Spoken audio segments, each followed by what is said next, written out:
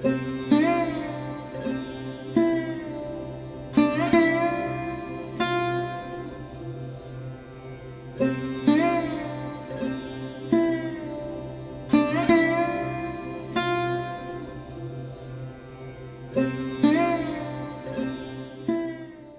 Matric পরীক্ষা ছিল আমাদের।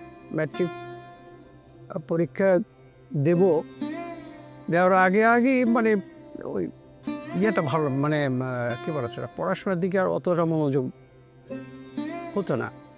আমি ছোটবেলায় ভালো ছিলাম পড়াশোনায়, কিন্তু উপর দিক থেকে আস্তে আস্তে পড়াশোনাটা অত ভালো হলো না। তো এক সময় চিন্তা করলাম, এবং আমার বাবাও চিন্তা করলো যে যেহেতু এদিকে হচ্ছে না, তাহলে যেহেতু আঁকি করো, চলো দিকে আর্ট কলেজ আছে কিনা বগুড়াতে। আমি যে স্কুলে পড়তাম তার পাশেই একটা ওই কি বলে দর্জি বিজ্ঞান কলেজ।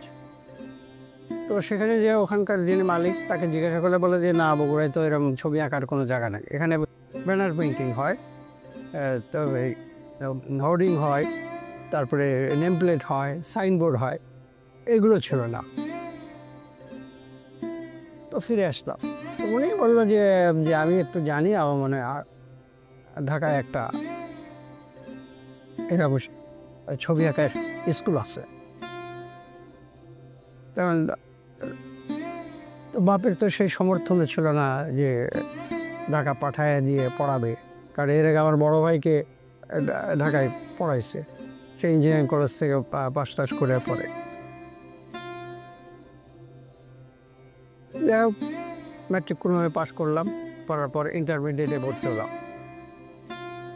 ইন্টারমিডিয়েট প্রথম পর্ব গেল, দ্বিতীয় পর্বের সময় ভাই তখন এখান থেকে খবর দিল যে হ্যাঁ এরকম একটা আর্ট স্কুল আছে, সেখানে ছবি আঁকা শেখায়, তো বললো ওকে পাঠায় দাও।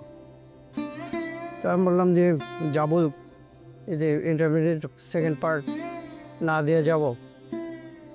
তো তখন আর ওইরকম আর লাগলো, মানে যে এটা করবো না ওটা করবো, এরকম একটা দ্বন্দ্বের মধ্যে পড়ে গেলাম। পরে সিদ্ধান্ত নিলাম যাই দিকে আর্ট কলেজ বাদ দিলাম, সেকেন্ড পার্ট বাদ দিলাম ইন্টারমিডিয়েট। আসার সময় যে আমি বগুড়া থেকে আসি, তখন কোনো টাকা পয়সা ছিল না, খুব বেশি 10-15 টাকা বোধহয় আমার পকেটে, এটাই আমার সম্বল নিয়ে আসলাম ঢাকা। এখানে সুবিধা হলো যে খাবারটা ভাইয়ের এখানে খাই। আর্ট কলেজে মানে আর্ট স্কুলের গেটে যখন গেলাম, তখন কলেজ নাম হয়েছে, কারণ ডিগ্রি কোর্স চালু হচ্ছে।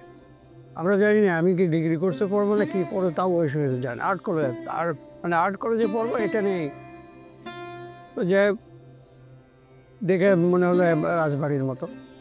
তো ফর্ম নিলাম, ফর্ম নিয়ে এসে ভবনটা ঠিকঠাক করে পরে 3টা ছবি জমা দিতে বলছে। তো ছবি তো আর আমি জানি না, ওই সেই ওখানে যা জানি তাই, তা কোনো মতে এখন কি করব, একটা কাগজের ভেতরে পেন্সিল দিয়ে ওই ম্যাগাজিন থেকে ইলাস্ট্রেশন যেরকম হয় না, ওই ইলাস্ট্রেশন থেকে সহজে যেটা হয় ওইরকম একটা দেখে, খুব সময় একটা হরিণ আর একটা বোধহয় পাখি আর একটা এরকম 3টা ছবির সঙ্গে জমা দেওয়া। পরীক্ষায় ধরো একটা ইংরেজি পরীক্ষা লেখা 10 লাইন একটা রচনা লিখতে দিল, আর একটা বোধহয় বাংলায় বোধহয় কি ছিল। যে তো চিন্তা করলাম যে আরে লেখাপড়া ছেড়ে দিয়েছিলাম, আবার এখানে এসে লেখাপড়া, ছবি আঁকতে এসেও লেখাপড়া। তো আর এক চিন্তা যে এটা আবার কি, ছবি আঁকার সঙ্গে আবার পড়াশোনা, এটা কি, তাও অনেকে আবার 10 লাইন যে রচনা, 10 লাইন যে বিষয় দিচ্ছে সেটা অনেকে লিখতেও পারতেছে না। যাই হোক, ইন্টারভিউ দিতে গেলাম, ইন্টারভিউ ডেট আসলো, তখনও জানি না আর্ট কলেজে কি পড়াশোনা করানো হয় কি না হয়, এগুলো তো তখনও জানি না কি আছে না আছে। যে ইন্টারভিউ আমার আগে যে ছিল তাকে বলে কি জিজ্ঞাসা করলো রে, বলে না তুমি যাও তোমারটা করে আসো তারপরে। তো গেলাম, ঢুকলাম, ঢুকে দেখে সামনে একজন ভদ্রলোক বসা আছে, আর চৌদিকে আরো শিক্ষক, চেয়ার একটা আছে, বললো বসো। তো চেয়ারে বসলাম, বসে জিজ্ঞাসা করলো যে বগুড়ার যে একজন নাম করা শিল্পী আছে, ঢাকায় আছে, খুব এখান থেকে পাশ করা, নাম জানো? তার তো কোনো নামও ওই কখনো শুনি নাই, পরে শুনছি কিন্তু তখন জানি না। তা বললাম না, আমি তো এরকম নাম শুনি না, এরকম কেউ নাম করা। তো একজনের জানি যে সে ঢাকায় নাকি ছবি এঁকে নাম করছে, পাশার নাম বললাম। বলো হ্যাঁ, আচ্ছা আচ্ছা, পাশা পাশা তো সব ও তো কমার্শিয়াল আর্টিস্ট, ব্যানার ট্যানার করে, তো চিনি পাশাকে। যাই হোক, বললো আচ্ছা যাও, ভর্তি পরীক্ষা ডেট হলে পরে আসা ভর্তি হয়ে যেও। এই বের এসে যারা আগে ইন্টারভিউ তাদের জিজ্ঞেস করলে কি ভদ্রলোককে, তাহলে আরে চেনো না, ওই তো জয়নুল আবেদিন, নাম করা শিল্পী। তো সাদা সিধা ড্রেস, একটা ইয়ে শার্ট পরা আছে, প্যান্ট পরা, সাদা সিধা, কথাবার্তা সাদা সিধা।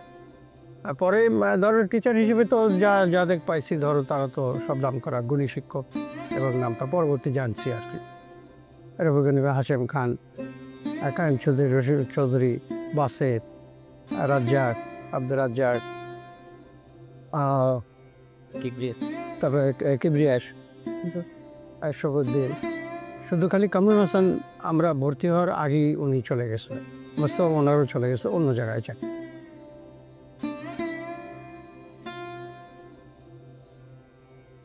৭১-এর পরে এসে কতগুলো ধাপ পরিবর্তন হচ্ছে শিল্পীদের। হ্যাঁ, ওই মুক্তিযুদ্ধের একটা প্রভাব, ব্যাপক প্রভাবও পড়েছে।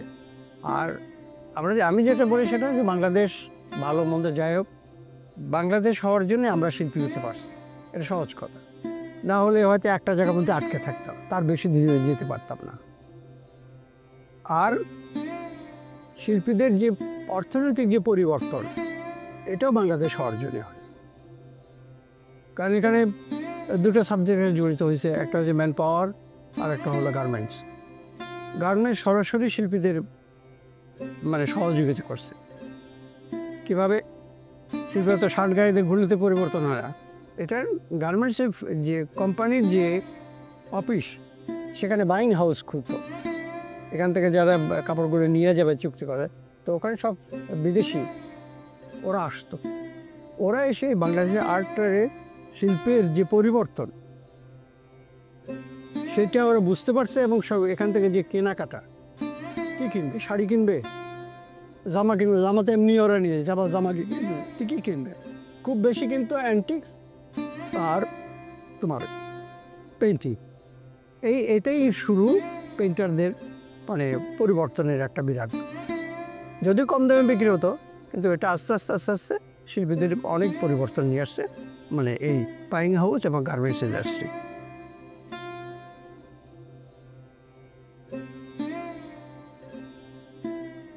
শিল্পী কথাটাই হলো যে শিল্পের চিন্তা করে, শিল্প নিয়ে চিন্তা করে, শিল্প করতে চায়, বা সেটা করার পর মানুষকে দেখাতে চায়।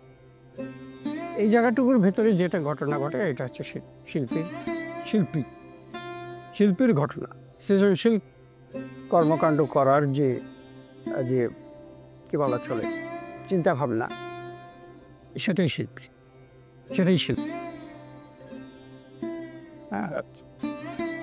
শিল্পী যেটা তৈরি করে, যে কোনো শিল্পী যেটাই তৈরি করে, সেটাই জনগণের কাছে যখন সামনে আসে, জনগণ যখন দেখে, তখন এটাকে শিল্প।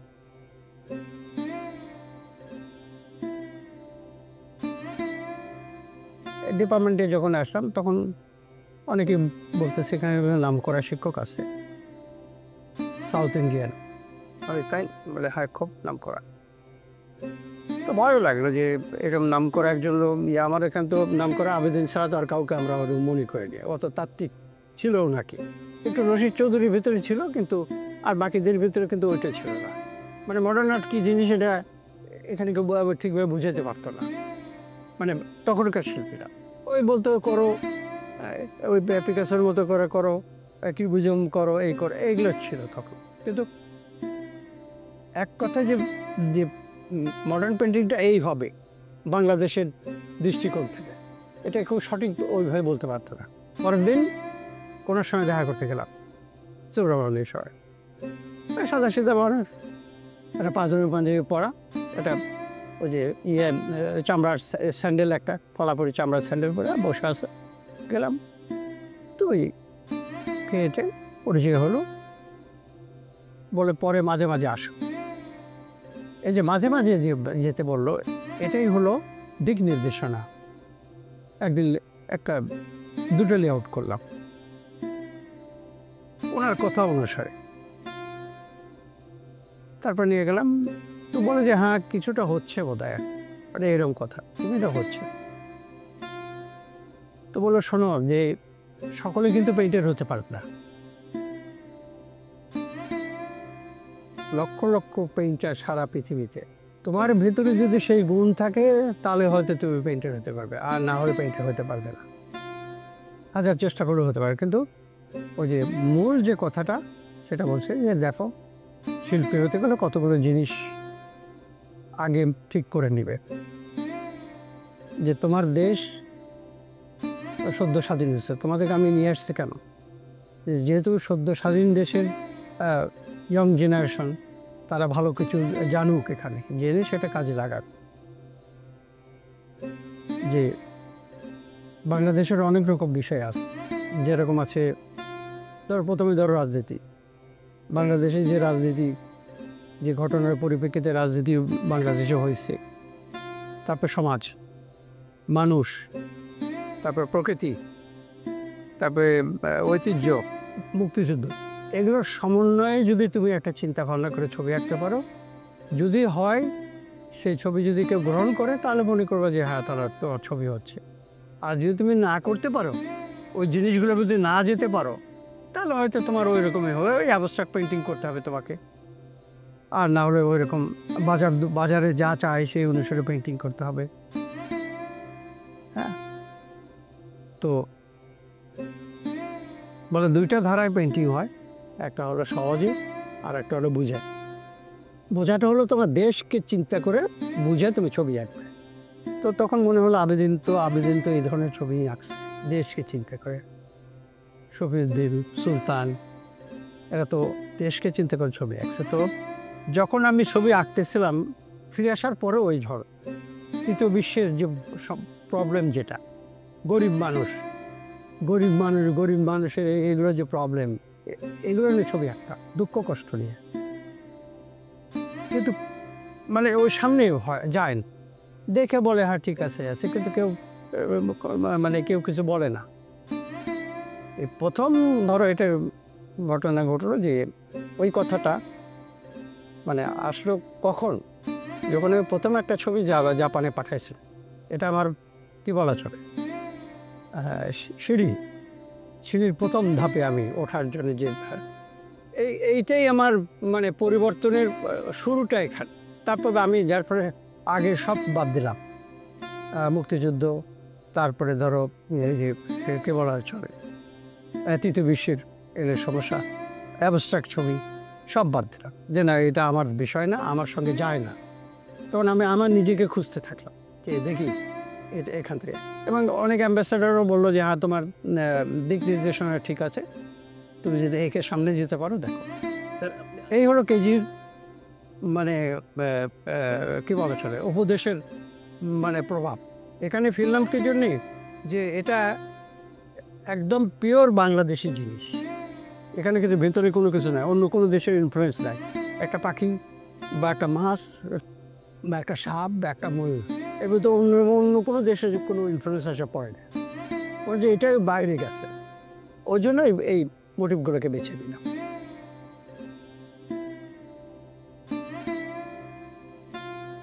শিল্পের ব্যাপারটা যার যে যেভাবে উদ্ভাবন করতে পারে, যে যেভাবে এটাকে চর্চা করে সামনে নিয়ে আসতে পারে।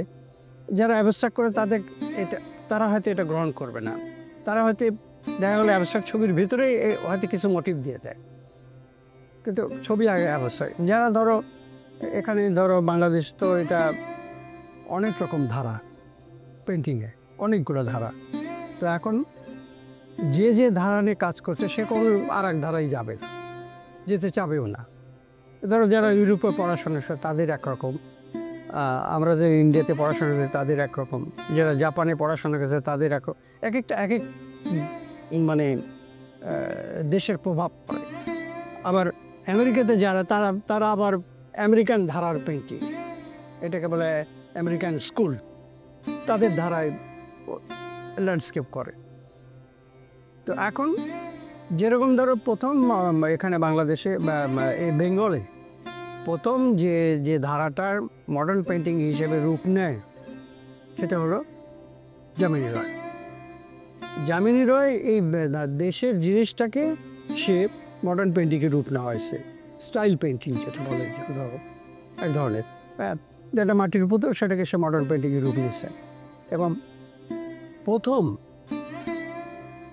এই বেঙ্গল থেকে, তাহলে ব্রিটিশ ভারত, বেঙ্গল থেকে প্রথম মানে মডার্ন পেইন্টিংয়ের বই বেরোয় সেটা যামিনী রায়ের ফলে। যে ধরো আমি যদি বলি বাংলাদেশের একটা বিখ্যাত পেইন্টিং, বাংলাদেশের সবচেয়ে নামি পেইন্টিং কোনটা বলবো, আবেদিনের গরুর গাড়ি। কেন? ওটা তো pure modern painting, stylise modern painting. কারণ ধরো গরুর শেপ বা চাকা বা হ্যান ত্যান যা কিছু করছে সেগুলো মডার্ন ধারা, একদম রিয়েলিস্টিক গরু গাড়িতে করেনি। দেখবে ওটা আমরা যদি সাধারণভাবেও ধরি তো ওটাই বাংলাদেশে 1 নম্বর পেইন্টিং। ইন্ডিয়াতে যদি ধরো তাহলে 1 নম্বর পেইন্টিং হলো ভারত মাতা, অবনীন্দ্রনাথের ভারত মাতা। সারা পৃথিবী যদি ধরো তাহলে ধরো পাবলো পিকাসোর গর্নিকা, তারপরে বত্তিচেল্লি বোধহয়, বত্তিচেল্লি না বত্তিচেল্লি, হ্যাঁ বত্তিচেল্লি, ওর হলো তোমার বার্থ অফ ভেনাস। আবার মাইকেলেঞ্জেলো ডেভিড, এগুলো হচ্ছে কি ইতিহাস সৃষ্টিকারী। এগুলো হলো তোমার দেশভিত্তিক বিখ্যাত ছবি। এখন আমি যদি ধরো কোনো পেইন্টার যদি ওই রকমই আঁকতে থাকে ছবি, যে কোনো পেইন্টিংয়ে বলতে পারছে না যে এই পেইন্টিংটা তার পেইন্টিং, কিছু জিনিস থাকতে হবে। তো সত্যি যদি আমেরিকান স্টাইলের যদি কোনো সিনেমা করতো কেউ জানতো না সত্যজিৎ। আবেদিন যদি গরুর গাড়ি যদি না আঁকতো যে জানতো না যে আবেদিনকে। অনেকে তো ক্যালকাটায় ইন্ডিয়ার অনেকেই তো আবেদিনকে চেনেও না। তারপর দুর্ভিক্ষের ছবি আবেদিনের, এগুলোতে তো শিল্পীকে বোঝা যায়।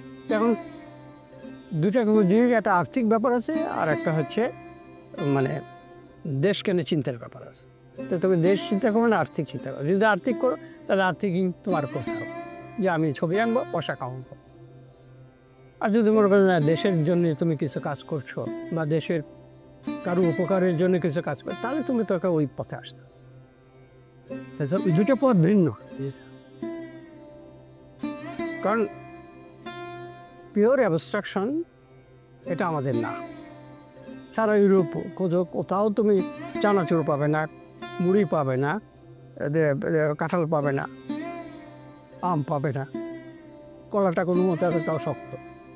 মানে নিজস্বতা, নিজস্ব দেশ, মানে তোমার আগে তোমার দেশকে আগে তুমি গ্রহণ করতে হবে। তো ওই জন্য বলছি যে আগে ঠিক করো যে যা কর, যে আমি কোন পথ ধর্ম, সোজা পথ ধর্ম না বাঁকা পথ ধর্ম। একসময় আবেদিনের এরকম একটা কথা আছে, এটা অনেকে জানে। মানে আবেদিনকে অ্যাবস্ট্রাক্ট পেইন্টাররা আবেদিনকে জিজ্ঞাসা করছিল, আবেদিনকে বলছিল যে স্যার অ্যাবস্ট্রাক্ট পেইন্টিং সম্বন্ধে একটু বলেন। তো আবেদিন তো ওইরকম পড়াশোনা নাই, ওইরকম কিছু নাই যে অ্যাবস্ট্রাক্ট পেইন্টিং সবাই ডিটেলস বলতে পারবে যে কোথায় কী হলো না হলো, কেন হলো, কোন জায়গার থেকে অ্যাবস্ট্রাক্ট পেইন্টিংয়ের এই জায়গায় আসলো, এটা ঘটনাটা কোথায় ঘটলো, ওইরকমভাবে এমনি জানে যে অ্যাবস্ট্রাক্ট পেইন্টিং। তো আবেদিন তখন দেখলো যে এখানে তো বেশি কথা বলে তো লাভ না, ওরা তো আমাদের থেকে বেশি জানে। সহজ কথায় আবেদিন নাকি বলছিল যে বাঁশ দেখছ? স্যার দেখছি। কয় রকম বাঁশ দেখছ? স্যার আছে। বলে না কয় রকম তো বলতে পারে না ওরা।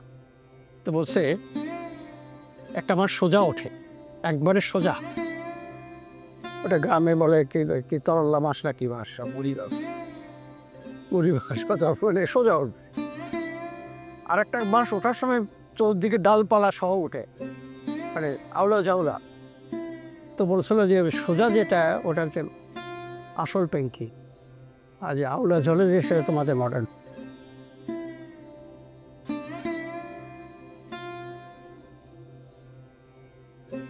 এত বেশি সাবজেক্ট ঢুকে গেছে, ফটোগ্রাফি, ইনস্টলেশন, তারপরে ভাস্কর্য, পেইন্টিং, পেইন্টিংয়ের ভিতরে মিক্স মিডিয়া,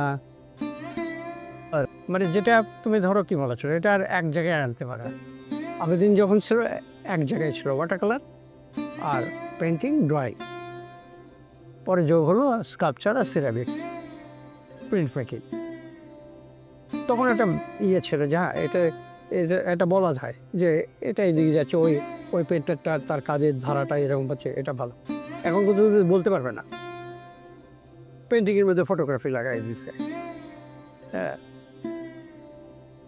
তো ওই জন্য যে যা করতেছে তার মতো করেই করবে, ওই সেই সমাধান করবে তার জিনিস, হলে হলো ভালো, না হলে না। এতে কি স্যার আমাদের আমাদের আমাদের ওভারঅল শিল্প ধারা কি ক্ষতিগ্রস্ত হচ্ছে বলে মনে হয়? ক্ষতিগ্রস্ত হবে না, কিন্তু ওই এ গ্রেড ছবি, মানে একটা ছবি এরম বলতে পারবে না অ্যাজ এ হোল পেইন্টারের ছবি। একটা ছবি কখনো বলতে পারবে না যে আবেদিনের গরুর গাড়ি, ওটা বলতে পারবে না আব্দুল শাকুরের অমুক ছবি বা অমুক পেন্টারের অমুক ছবি, অমুক পেন্টার, এটা আর হবে না। আমি স্যার আপনি বলতে এই জায়গায় এসে থেমে গেছে। আপনি যে মাস্টার পিস আর বুঝছে না এরকম কি বলতে চাচ্ছেন?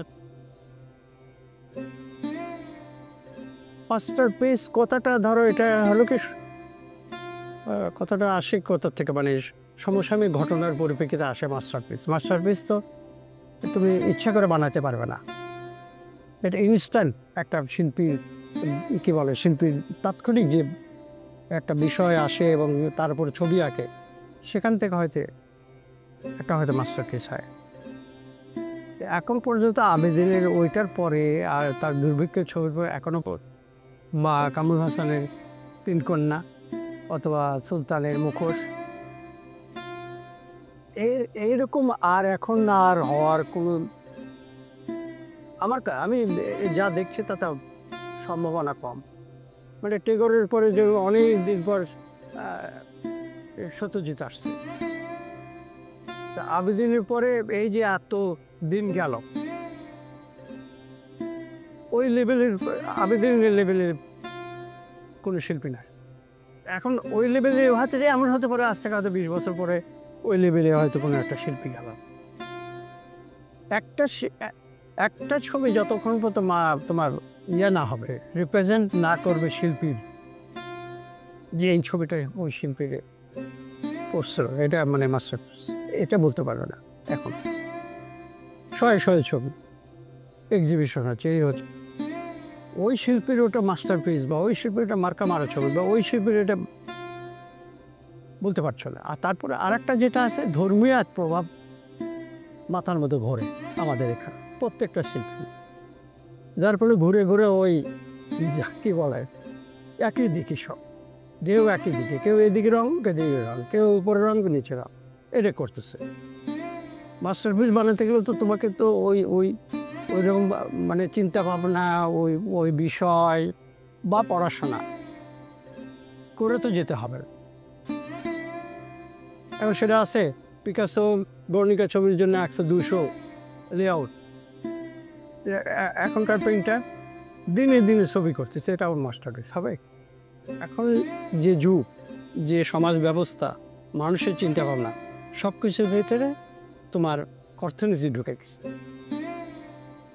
যখন অর্থনীতি যখন ঢুকে যায় যে সমাজ ব্যবস্থায়, সেখানে এ গ্রেড জিনিস বের হওয়া ভেরি ডিফিকাল্ট।